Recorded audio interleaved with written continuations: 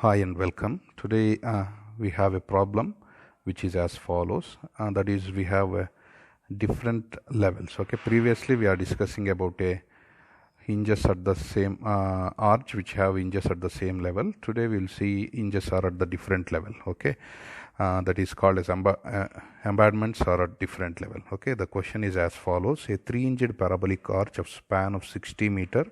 Its embodiments A and B are at a depths 15 meter and 30 meter from the crown. Okay, the arch carries a UDL of 40 kilonewton per meter over the portion AC and a concentrated load of 200 kilonewton at a point 10 meter from B. Okay, what we have to find out means find the reactions, calculate normal thrust, radial shear and bending moment at 15 meter from A, and also find the maximum bending moment. Okay, that what the question. Based on this question, I am considering I drawn a figure, so it is as follows. Okay, yeah.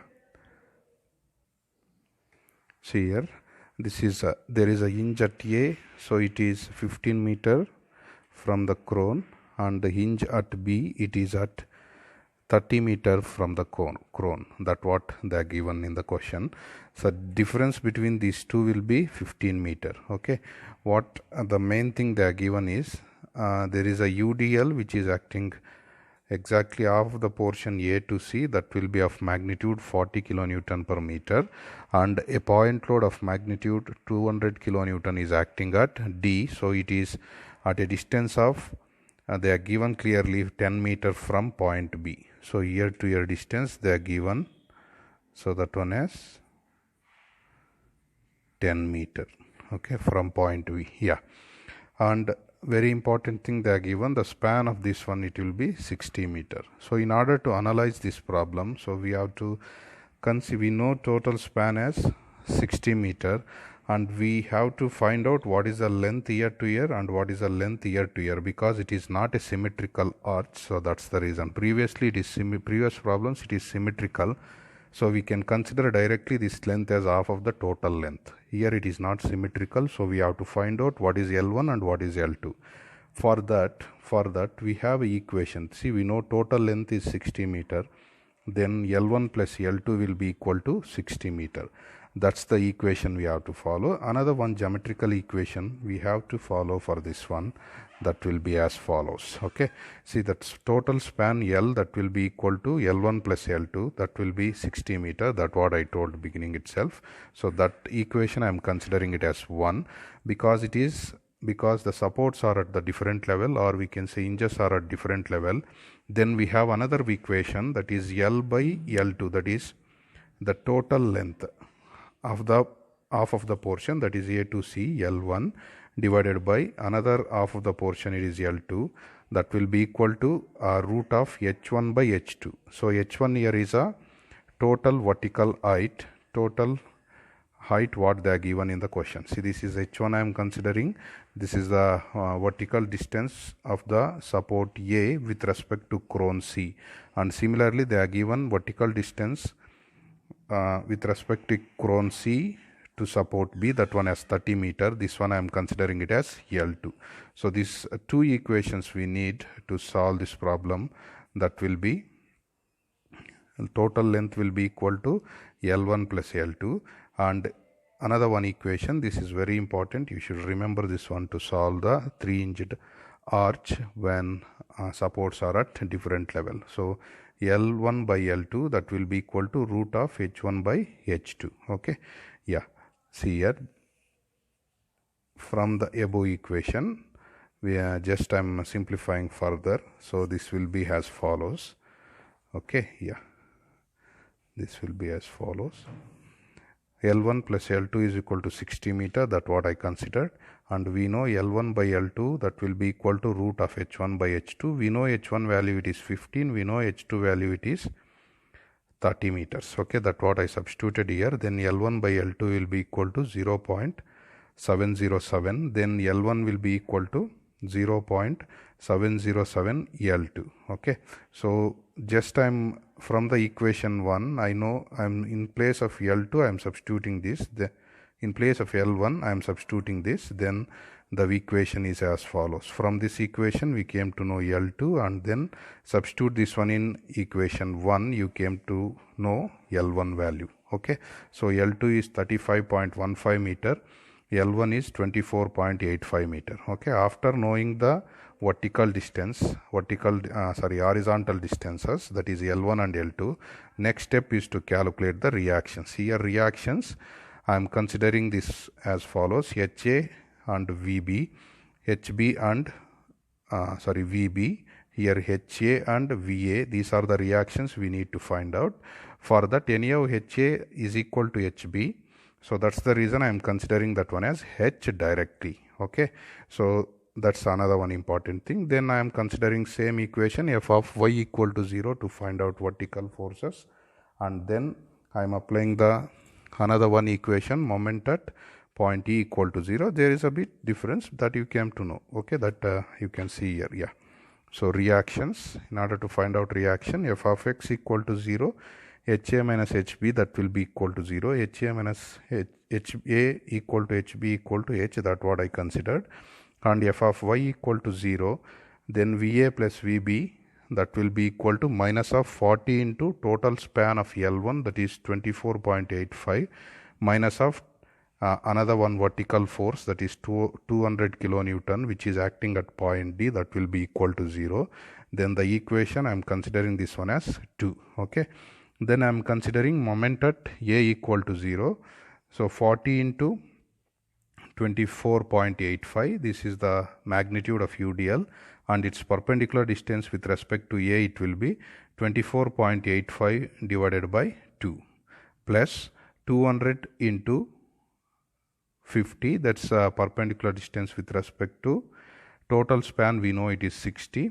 60 minus of 10, this you came to know, 60 total year to year distance, we know year to year it is 60, we know year to year it is 10, so 60 minus 10, it will be 50, that what I considered here, minus of VB into 60. And here one important thing is, even you have a perpendicular distance with respect to H, directly I am considering it as H. If I draw the line of action, it will be like this, it is not meeting A, so it will have a perpendicular distance, that is 15 meter. That's what I considered. And then what I am doing is, here we have two unknowns in this equation, so I am considering this equation as 3. Okay, after considering this equation as 3, next step, next we are considering moment at C, that is Cron equal to 0 for right hand side. Okay, so moment at C equal to 0 for right hand side. Right hand side, what and all loads we have means, one we have one we have a point load right hand side, one we have a point load 200 kilonewton, and we know this is H and VB. So from this you will get another one equation of unknown H and VB. Then by using two simultaneous equation, you can easily calculate the remaining loads. Okay, yeah, see here, this is 200. It is a magnitude of the load. With respect to C, perpendicular distance will be, we know L2 value, it is 35.15 minus of, we know 10 meter, it is at a distance with respect to B. So then you came to know what is the perpendicular distance with respect to 200. Okay, minus of VB into 35.15, this is L2, plus H into perpendicular distance with respect to horizontal force, it will be 30 meter, that will be equal to 0. From this you will get another one equation, that I am considering it as 4, from equation 3 and 4. So equations are as follows, from equation 3 and 4. So these are the two simultaneous equation of unknown VB and H. So you can solve these two simultaneous equation, then you came to know VB value is 467.54 kilonewton and H value is 384.14 kilonewton, and substitute that one in equation 2, you came to know VA value, it is 726.46 kilonewton. Okay, here there is a bit difference.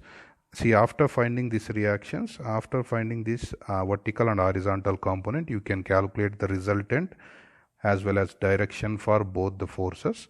that we have to follow same procedure what we followed for the previous one. So I neglected here because you know that one, that's the reason. Okay, if you have doubts, see the previous problem in a previous video, then you came to know. Okay, yeah.